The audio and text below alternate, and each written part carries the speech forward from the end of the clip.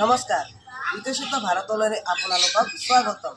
নদী বা পুখুৰী পানীত মানুহে গা ধুলে, জীৱ-জন্তুক গা ধুৱালে, মানুহৰ ঘৰত লেতেৰা বেয়া বস্তু নদী বা পুখুৰী পানীত পেলালে, মানুহে ব্যৱহাৰ কৰা বাথৰুমৰ বেয়া পানী নদী বা পুখুৰী পানীত পেলালে, আৰু মানুহ আৰু জীৱ-জন্তুৰ বেয়া লেতেৰা বস্তু মল-মূত্ৰ আদি নদী বা পুখুৰী পানীত পেলালে পুখুৰী পানী প্ৰদূষিত হয়। আৰু আমাৰ ঘৰত থকা বেয়া জাবৰ-জোথৰ, বেয়া পানী, লেতেৰা পানী আদি এইবোৰ নদী বা পুখুৰী পানীত পেলাব নালাগে। এইবোৰ সংৰক্ষণ কৰি এটা গাঁত খান্দি তাত পেলাব লাগে, যাতে পানী প্ৰদূষিত নহয়। এই কাৰণে আমি সচেতন থাকিব লাগিব। নমস্কাৰ, বিকশিত ভাৰতলৈ আপোনালোকক স্বাগতম জনাইছোঁ।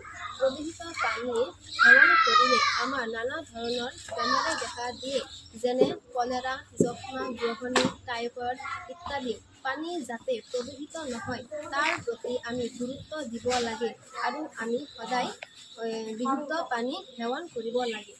আমাৰ ভাৰতবৰ্ষৰ পবিত্ৰ গংগা নদী বৰ্তমান প্ৰদূষণৰ কবলত পৰিছে।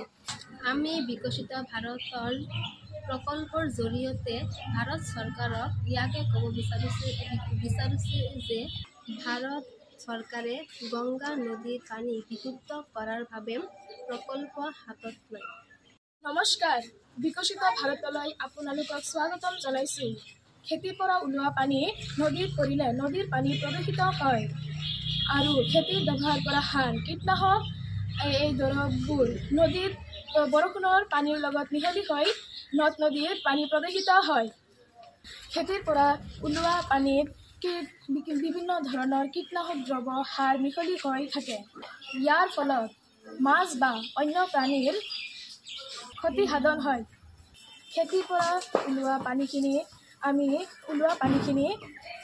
নদী বা সাগৰত পেলাই দিব নালাগে। সেইকাৰণে আমি ভাল ব্যৱস্থা কৰিব লাগে। নমস্কাৰ, বিকশিত ভাৰতলৈ আপোনালোকক স্বাগতম জনাইছোঁ। ডাঙৰ কল-কাৰখানা আদিৰ পৰা ওলোৱা বিভিন্ন জাবৰ-জোথৰ, গেলা-পচা বস্তু আদি পানীত পৰিলে পানী প্ৰদূষিত কৰে। ঘৰুৱা আৱৰ্জনা আদি নদী বা পুখুৰীত পেলালে পানী প্ৰদূষিত হয়। কল-কাৰখানা বা উদ্যোগৰ পৰা ওলোৱা বিভিন্ন জাবৰ-জোথৰ, লেতেৰা পানী, গেলা-পচা বস্তু আদি নদী বা পুখুৰীত পেলাব নালাগে। এইখিনি বস্তু গাঁত খান্দি থ'ব লাগে।